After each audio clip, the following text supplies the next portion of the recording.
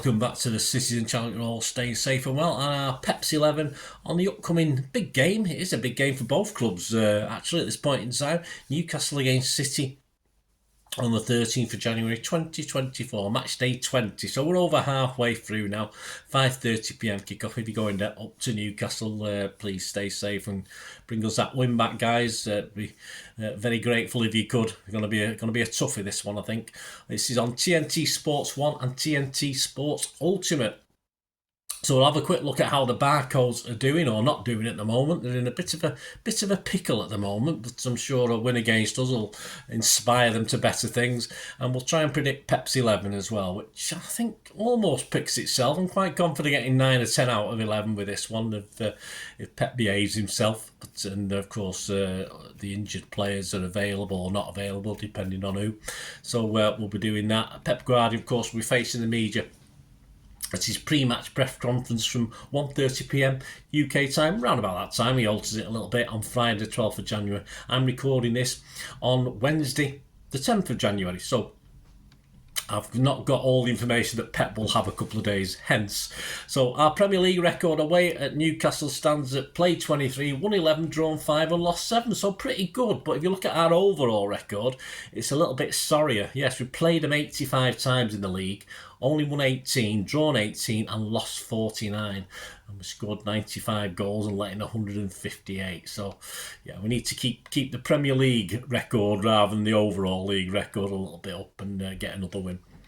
Please, if you are new to the channel, push that subscribe button, push the bell notifications, everything City past and present. I do little film stuff as well if you're into your films and TV, so that's all on the same YouTube site. So it's called the Citizen Man City Fan and Film Channel or whatever. I don't forget what I call it now. It gets all complicated, but obviously covering both City and film and TV. It's hard to put it down there, but obviously City is my main interest, and this is what we're talking about today. So please leave us your comments, leave us your views, anything that needs a response I will, or I'll just give you a like. Hopefully you can give this little Peps 11 a like, a little thumbs up as well, guys. Just smash that button. Be very much appreciated. Right, let's get on with it. Eddie Howe's boys, despite a welcome win at the Stadium of Light last week in the FA Cup, are in a bit of a slump. Howe is coming under renewed pressure or coming under pressure.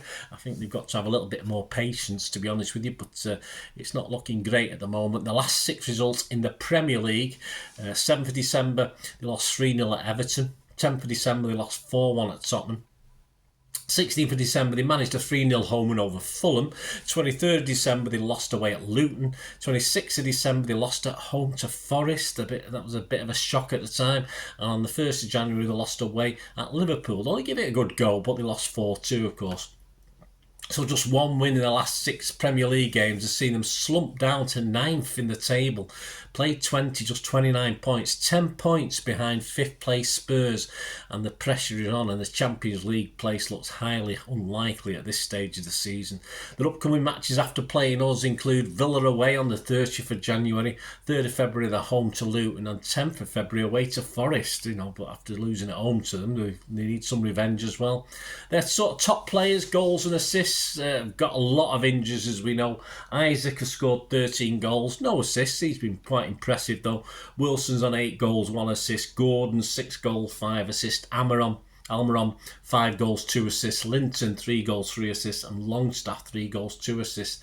But they have, as I said, been hit by injuries. They've got players coming back, but it's been made a little bit worse as Joe Linton came off with a thigh injury in that 3-0 win at the Stadium of Light the other day, and it's unknown how serious how serious it is when I'm recording this, but it's highly unlikely they'll play in this, thankfully.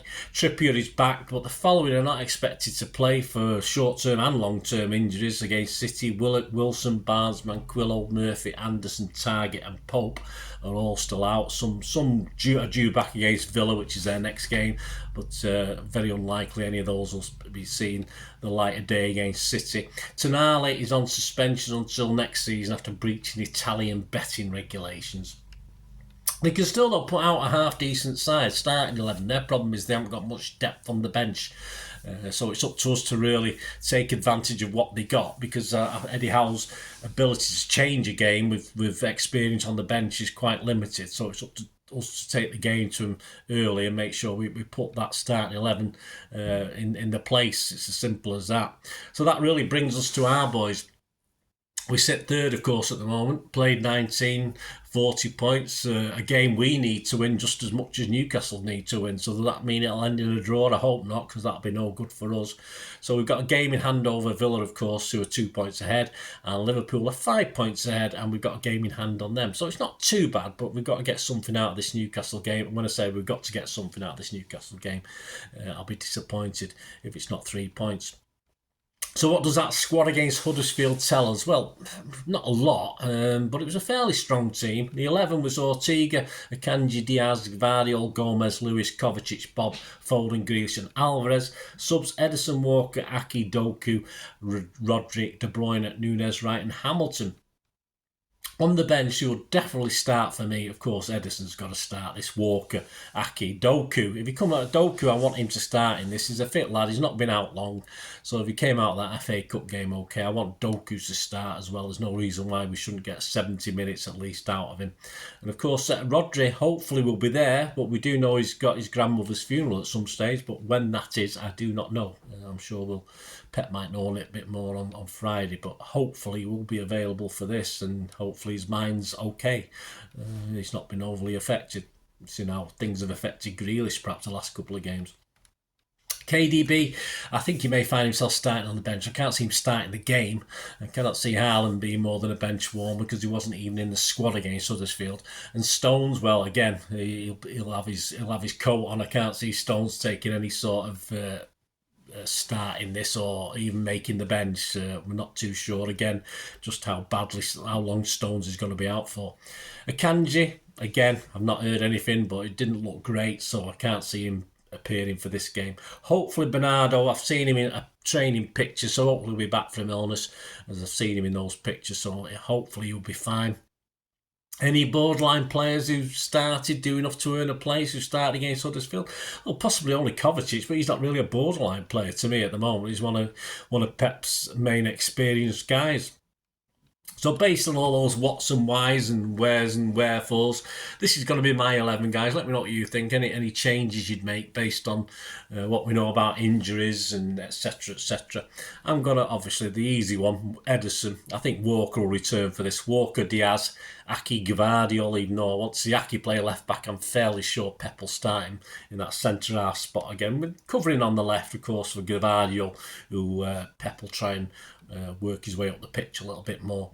And then in front, we got Rodri, accompanied by Kovacic for extra support. And then a sort of front 3-4, Foden, Bernardo, Doku, which I'm hoping, and Alvarez. Of course, that'll leave on the bench players like KDB, definitely on the bench, Nunes, Lewis, Bob, Grealish, Gomez, Hamilton. So we've got a couple of options off the bench to come in. Potentially Haaland on the bench. I hope, of course, we've got a warm weather break after this game, guys. So I'm hoping we'll pull it out for this one, and people like Haaland, that extra week or two, will bring him back fighting fit. There you go, that's my 11. Let me know what yours is. Predictions, yeah, Andy Morrison's prediction in the City magazine. St James's Park is always a tough place to go, he says, at the best of times, and now they're out of the Champions League and Carabao Cup, they will focus on the FA Cup and finishing in the top 4 again. It's going to be a big task. I don't know whether we'll have Jeremy Doku, Erling Haaland and Kevin De Bruyne back for this, but I still think we'll just edge it. So, yeah, probably Doku, mate. I'm not too sure about the others. So his prediction for this, yeah, I was similarly thinking this scoreline as well. He's going for a 2-1 City win, which is 13-2 as far as average prices at the bookmakers. Yeah, I was going to go for 2-1. I'm not averse to agreeing with Andy, but I'm going to go 3-1. I'm going to go just to be different. I think we'll let a goal in again because I think Newcastle are quite capable. But I'm optimistic at winning this one, 3-1, which is 12-1 with the bookies. So mentioning the bookies, what are the rest of the odds looking like? Well, the Premier League, we're back into odds on again after being odds against. It's amazing how one victory changes things and one lost by someone else. But we're back to 8-11 on from 11-10 in the place last time. So we've moved in vastly. And of course, Liverpool now a firm second favourite. So they're doing all the right things and all the right vibes are coming from Liverpool as far as the bookies are concerned. They're now at 9-4 from 11-4. But the big move further out, of course, is Arsenal, who went from 11-4, second favourites, to 7-1 against now, Arsenal. So the bookies aren't fancy. But put a run together, Arsenal. We'll be back up there, lads, but let's hope not. So, yeah, Newcastle finished top 6. You can get 2-1. It's okay, not generous. Top 4 finish, I think this just about sums it up. Champions League spot place for Newcastle. You get 10-1. Newcastle finishing top 4. Doesn't surprise me one iota. Match odds, City 11-20 on. Not overly restrictive, we don't mind betting odds on. A draw's 10-3, and Newcastle is 9-2. So, again, as Newcastle fans, yeah, put your money where your mouth is. Be brave for 9-2, why not? It might be worth the effort. Let me know your thoughts, guys. There you go. If you haven't any bets, just let me know what you're doing and what you fancy, etc, etc. Please check. I'll do the player rating. I'm not going up to Newcastle, so I'll be doing the player ratings immediately after the game on Saturday night.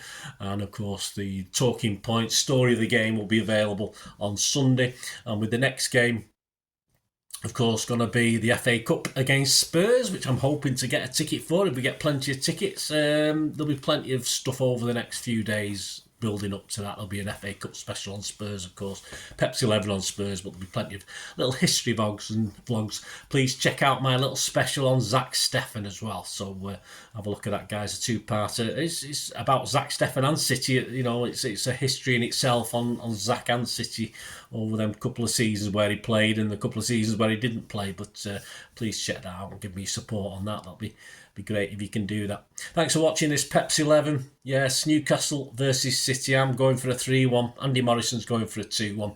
Let's just hope we win one way or the other. That'll do for me. I'll be a little bit disappointed if we don't, but it'll be a big shout for City if we win this. But equally so, it might announce that Newcastle are on the way back as well, because they need to start picking up points. So we'll have to see. But all I can say really, stay safe, Blues, and come on, City.